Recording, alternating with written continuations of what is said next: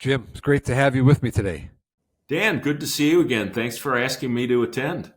So we bumped into each other a few weeks back at Automotive News Congress, and you were there. I was unaware of this, that you were a PACE Award finalist for Automotive News. And I will admit, and hopefully my bosses aren't watching, they probably don't watch this, that I was, slightly familiar with the PACE Awards, but I didn't know that much about it, I will admit. Tell me a little bit about that. Sure. Well, the Automotive News PACE Awards and PACE Pilot, which we are finalists in, essentially recognizes and awards technology innovations in the automotive ecosystem. And we were very honored and fortunate to be one of the ones that are in the finalists. That's pretty good. I know UVI, who we've written about as well. I think is another finalist. Was there? I saw ran into those folks as well. Yeah. Not the reason that I wanted you to come on. It was just great to bump into you, and we said, well, let's get together. We need to get together for a little video. And I'm not a judge or jury for the PACE finalists. Like I said, I barely, I have a working knowledge of it somewhat. But yeah, congratulations on that. I think Thank you. they're announced in April. Am I right? Or March sometime or in the April, spring? right. There's a Yeah. fairly lengthy judging process as they vet all of the candidates. But from my perspective, just to be a finalist is a win in many ways because as I said, you recognize technology innovations in the industry, and we feel that's what WarrCloud is. So Yeah. So fantastic. tell me. I mean, you've spent a lifetime in the automotive industry and in all sorts of different roles and wearing different hats. And then you started WarrCloud not that long ago. Tell me how this all came about and you decided this is the new direction I want to head. Yeah, thank you. So as you alluded, I've been working with dealers primarily in fixed ops and delivering technology solutions there for over 30 years. And I noticed, through the years, I mean, I sort of one day counted on the back of a napkin a couple thousand dealerships I've visited. And I noticed that every dealership I went to, if I looked around enough, I would find a little broom closet with stacks of repair orders up to the ceiling. And that was the warranty clerk's office. And, as a technology entrepreneur, to me, stacks of paper always indicated inefficiencies. And I couldn't find that anyone was working on a technology solution to sort of bring efficiency or automation to warranty processing. But it was an astute service leader at a dealership who really created the epiphany. And he said to me, and I quote, dummy, that's not a stack of paper, that's a stack of uncashed checks. And I was like, oh, okay. They said, yeah, typically that stack of paper is $25,000 or $30,000 that should be in the bank, and it's not. And that really was the real genesis of it. So we began working on WarrCloud. It is deceptively simple to describe. It's actually incredibly complex to stand up a technology solution. But we did, and we came to market in 2021, and now have over 400 dealers and really kind of off to the races. So it's sort of mundane to hear described. It's like talking about plumbing, but it's really important, and it's a wonderful place. It's all as an entrepreneur, as a technology startup, being where nobody else is a wonderful place to be. Yeah, perfect. So right before we came on here, I was looking over a press release about an acquisition of a company that a friend runs, and it said, like, I think the person who bought the company said, "Oh, as dealerships, look increasingly more to fixed ops to drive revenue." And I kind of thought to myself, well, I don't know about the good ones have continue to look for at fixed ops to drive revenue. Why is fixed ops? We've had this conversation with all different guests, but why, in your opinion, is fixed ops so vital and important to dealership revenue and just the dealership health? Yeah, great question. I mean, fixed operations, accounts typically for more than 50% of the total gross from the dealer. Now, the last couple of years were an anomaly, but we are getting back to what I would call normal with all kinds of headwinds. I mean, just think, go through the dealership profit centers. new vehicle sales, as inventory availability gets better and better, that means that the laws of supply and demand are rebalancing, and we're already seeing margin compression happening where it's going to be harder and harder to make a really good gross on a new vehicle. Used vehicle, Cox says that prices are dropping through the floor for a variety of reasons. Interest rates are up. Go to the F&I department. The regulatory environment is tightening around F&I. And again, we're back to that means service, good old reliable. The old saying is not the back end, but the backbone. That's been true for decades, and good operators know that. So it's critically important that you have a really robust parts and service operation.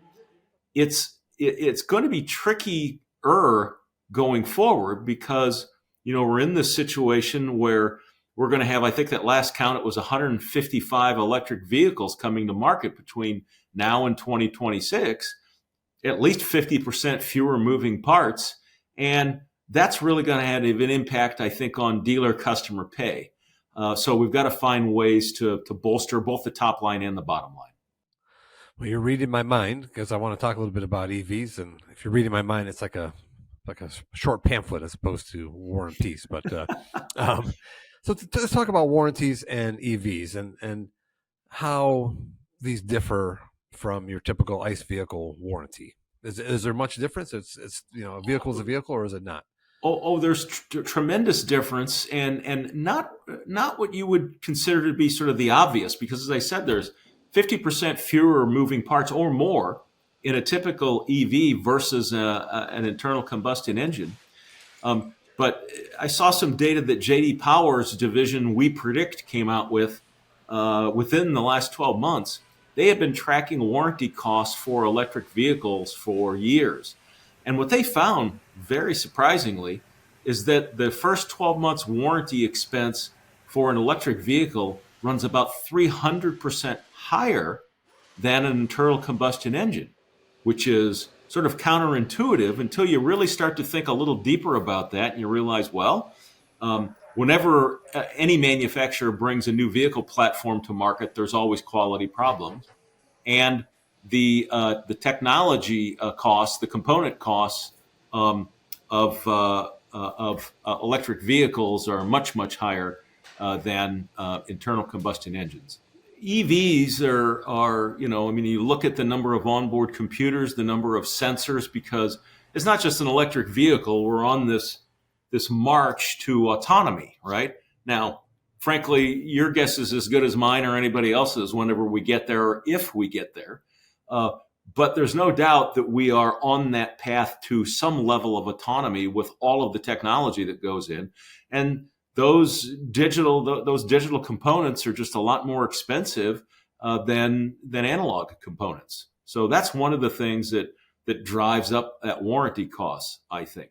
So going forward, in terms of looking at the dealer world and fixed operations specifically, so the customer pay opportunities are going to be reduced, but they'll be offset by warranty. And we predict, WarrCloud predicts, that through 2026, we will see about a 21% increase in warranty revenue, driven by two things. One obvious and the one I just mentioned not obvious. The obvious one is that we're going to sell millions more new vehicles, which means there will be millions more warranty-covered vehicles on the road. And those 155 and change new EVs coming to market will carry with them a much higher warranty opportunity. So those two things are going to drive up warranty revenue, which will be an offset to the dealer in terms of possibly declining customer pay. Close out here. If I'm a dealer and I want to come to you and say, Jim, what's the one thing that I need to be thinking about when it comes to warranties? What do I need to do to kind of maximize my revenue potential there with warranties? Well, besides hiring your company. I know. So there isn't much that you can do internally, which, what we do with WarrCloud is we use automation, computer systems, AI, if you will, that's programmed with all of the manufacturer's rules, and they apply those. So we see typically about a 12% increase in warranty billings for the dealer because our computer systems aren't human beings. They don't, human beings have to memorize or look up and remember to do these things. Well, computers don't have to. They're programmed to do it. So that drives up the top line. And using computers versus human beings reduces the expense of processing warranty claims by over 50%. So there's a little bit of a twofer there, right? Make sure that you're getting all that you're entitled to legitimately, as well as improving the gross. Today, the average cost of human beings doing claims processing consumes about 12% of the gross profit from warranty. So it takes a huge bite out of it because people are expensive and inefficient. So trying to find that way to get that top line and bottom line boost, I think just makes a lot of business sense. Good stuff. So I'm going to end here. I'm going to throw a couple of spotlight questions at you before you go. Uh-oh. Tell me, let me get ready for you. What's a Jim Roche pet peeve? What irks you a little bit? Yeah. Off the top, so there's one, and I don't know where this came from. I'm sure you've observed it too. People who, when you're talking to them, every other word is like. So like, I just want to say, I like this, and I'm just like, oh, please stop doing that. Now you sound like a curmudgeonly old man. Thank you. Well, man, you know what? Guilty as charged, probably, but still. You have to stop talking to Valley girls too. I think that must be part of the problem. You might be onto something there, sir. And tell me your first job. What was the first job you had? The first job I had is interesting and topical. I went to work for a company called Tricom. Doesn't exist anymore, but back in the day, it had a standalone computer system that automated dispatching work to technicians and car dealers. And it was I would go in on a Sunday, set up the computer, program the computer, teach this dispatcher, the service manager, the service advisors how to use it. So because my background originally was technology, but through that process, you learn everything about how a service department works. So it was a great first job. And it didn't scare you off. You obviously came back to fixed ops again and again. I wouldn't say there weren't days, but here I am, still here. What's that old saying? You try to get out and they pull you back in. That's right. Jim, great conversation. Really appreciate your time. Dan, it was great to see you. That was a lot of fun. Thank you. Thanks.